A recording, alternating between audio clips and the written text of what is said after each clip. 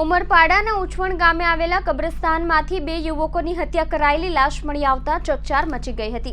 કબ્રસ્તાનના ખાડામાંથી મળેલી લાશ સુરતના બે માથાભારે મુસ્લિમ યુવકો તરીકે ઓળખાઈ હતી।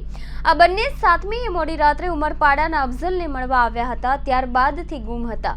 અફઝલ અને તેનો સાગરીત ફરાર હોય તેણે જ હત્યા કરી હોવાનું પોલીસ માની રહી છે। ઘટનાને પગલે જિલ્લા પોલીસ વડા હિતેશ જોઈસર, ડીવાયએસપી બીકે વનાર અને સ્થાનિક પોલીસ સહિતનો કાફલો ઘટના સ્થળે દોડી આવ્યો હતો। ઉમરપાડા પોલીસની હદમાં આવેલ ઉચાણવાલા ગામે કબ્રસ્તાનમાં કેરટેકરના કબ્રસ્તાનમાં એક માટીનો ઢગલો જોવા મળ્યો હતો। નવો મૃતદેહ દાટવામાં આવ્યો હોવાની શંકા જાગી હતી। કોઈને દફનાવવામાં આવે તો સંજોગોમાં કબ્રસ્તાનના જવાબદાર વ્યક્તિને જાણ કરવાની સાથે ધાર્મિક વિધિ સાથે અંતિમ સંસ્કાર થતા હોય છે, પરંતુ અહીં કોઈને જાણ કરાયા વિના જ કોઈ મૃતદેહ દફન કરી ગયું હતું। અસ્તવ્યસ્ત રીતે દફનવિધિ કરવાની સાથે તેની આસપાસ ઘસડવાના નિશાનો હતા। ડેડ બોડીને ઉચકીને લાવવાના બદલે ઘસડીને લાવવામાં આવે તે વાત વધુ ગંભીર લાગતા ત્વરિત ઉમરપાડા પોલીસને જાણ કરાઈ હતી। પોલીસે માંડવી એસડીએમની ઉપસ્થિતિમાં શંકાસ્પદ માટીના ઢગલાને ખોદતા અંદરથી આશરે 25 થી 30 વર્ષીય બે યુવકોની સાથે દાટી દેવાયેલી લાશ મળી આવી હતી। બંનેને ગળાના ભાગે ઘા મારી હત્યા કરાયાના નિશાનો મળી આવ્યા હતા। બે યુવકોની હત્યા કરાયા બાદ લાશ સ્મશાન ભૂમિમાં દાટી દેવાયાની વાતે પંથકમાં ચકચાર જાગી હતી। મામલો ડબલ મર્ડરનો હોય જિલ્લા પોલીસ વડા હિતેશ જોઈસર પણ ત્યાં દોડી આવ્યા હતા। પોલીસે તપાસ કરતા બંને મૃતકો માથાભારે તરીકે પંકાયેલા બિલાલ ઉર્ફે ચાંદી જમીર સૈયદ અને સલાબતપુરા માન દરવાજા વિસ્તારનો અઝરુદ્દીન કાદર શેખ તરીકે ઓળખાયા હતા। બિલાલ ઉર્ફે ચાંદી વિરુદ્ધ તો હત્યાથી લઈને સંખ્યાબદ્ધ ગુના નોંધાઈ ચૂક્યા છે।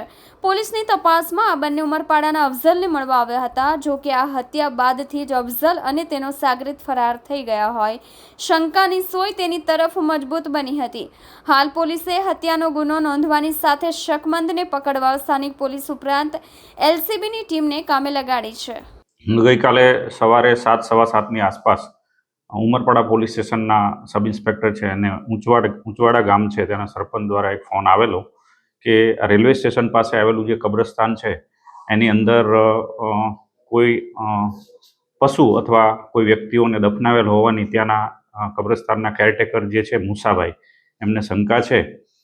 એ આધારે પોલીસ સ્ટાફ અને સબ ઇન્સ્પેક્ટર દ્વારા ત્યાં એસડીએમને હાજર રાખી અને કબ્રસ્તાનની અંદર જે જગ્યાએ દફનાવેલ જાનવર અથવા વ્યક્તિ હોવાની શંકા હતી ત્યાં પંચો રૂબરૂ એ ખાડો ખોદાવી એસડીએમની મંજૂરી લઈ અને એ ખાડો ખોદતા એમાંથી બે માનવ શરીર મૃત હાલતમાં મળી આવેલા।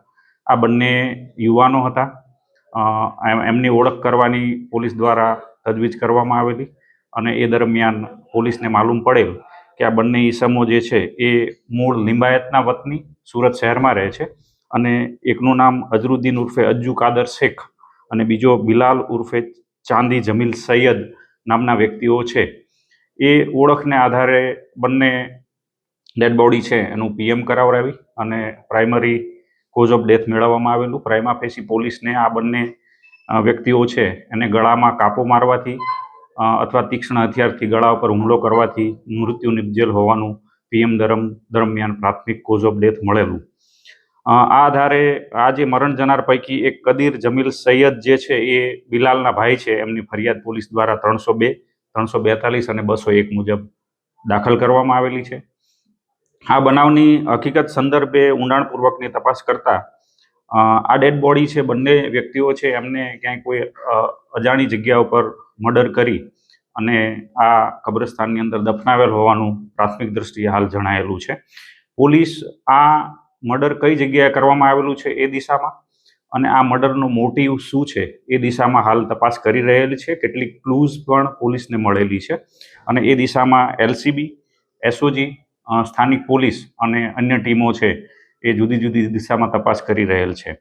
એ દરમિયાન પોલીસને જાણવા મળેલ કે ઉમરપાડા પોલીસ સ્ટેશન વિસ્તારમાં રહેતો અફઝલ હાજી શેખ નામનો વ્યક્તિ છે એ પણ આ 3 વ્યક્તિઓ સાથે સુરતથી આવેલો અને મૂળ ઉમરપાડાનો વતની છે। એ લોકોને અવારનવાર એમને અહીં બોલાવતો આ બંને મરણ જનારને અને એની સાથે દોસ્તી હતી।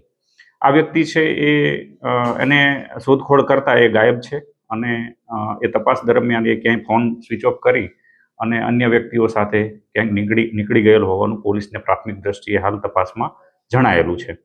આ તપાસ દરમિયાન પોલીસને જુદા જુદા વિટનેસીસ અને ક્લૂઝ મેળવતા ટેકનિકલ સર્વેલન્સ આધારે એવું જાણવા મળેલ છે કે આ જે બંને વ્યક્તિઓ છે એને કોઈ વાહનમાં લઈ આવી અને આ કબ્રસ્તાનની અંદર ઢસડીને લઈ જઈ અને એ લોકોની દફનવિધિ કરેલ હોવાનું જણાયેલું છે.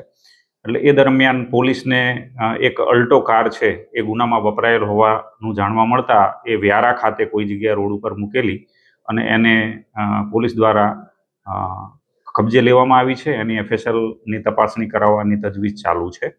આ જે બનાવ છે એની અંદર પોલીસને ક્યાંય ને ક્યાંય કોઈ જગ્યાએ આંતરિક રાઇવલરી હોવાનું પણ જણાયેલું છે. એ દિશામાં બી તપાસ કરવામાં આવી રહેલી છે. ક્યાંય કોઈ જગ્યાએ અન્ય આરોપીઓ પણ આમાં સંડોવાયેલ હોવાનું પ્રાથમિક દ્રષ્ટિએ જણાય છે.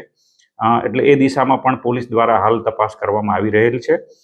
આ જે આરોપી જે અફજલ હાજી શેખ છે જેના પર ફરિયાદીશ્રીએ શંકા વ્યક્ત કરી છે અને ક્યાંય કોઈ જગ્યાએ પોલીસને પણ એ દિશામાં ક્લૂઝ મળેલી છે, એના વિરુદ્ધમાં ટોટલ 4 ગુના અગાઉ પણ નોંધાઈ ચૂકેલા છે. એમાં એના વિરુદ્ધમાં દાંતા પોલીસ સ્ટેશનમાં બનાસકાંઠામાં 302નો ગુનો 2007માં નોંધાયેલો છે, માંગરોળમાં 399 મુજબનો 2008માં નોંધાયેલો છે અને ઉમરપાડામાં 498 ક મુજબનો અને જુગારધારા મુજબનો ગુનો અગાઉ નોંધાયેલો છે.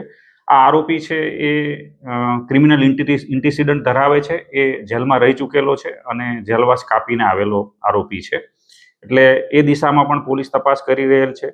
મરણ જનાર પૈકી બિલાલ અને અજ્જુ, એ પૈકી બિલાલ છે એનો પણ ગુનાહિત ઇતિહાસ છે. એ પણ સલાબતપુરા પોલીસ સ્ટેશનમાં સુરત શહેરમાં આર્મ્સ એક્ટના 2 ગુનામાં પકડાયેલો છે.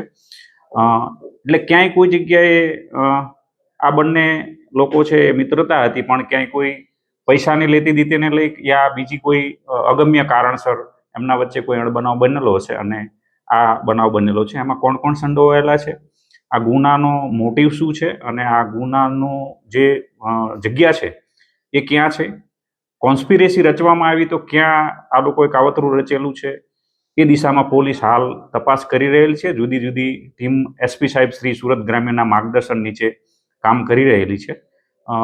પોલીસ છે એને કેટલાક ક્લૂઝ મળેલા છે અને અમે લોકો થોડા જ સમયમાં આ ગુનો છે એના આરોપીઓ છે એને પકડી લેવામાં સફળ થઈશું.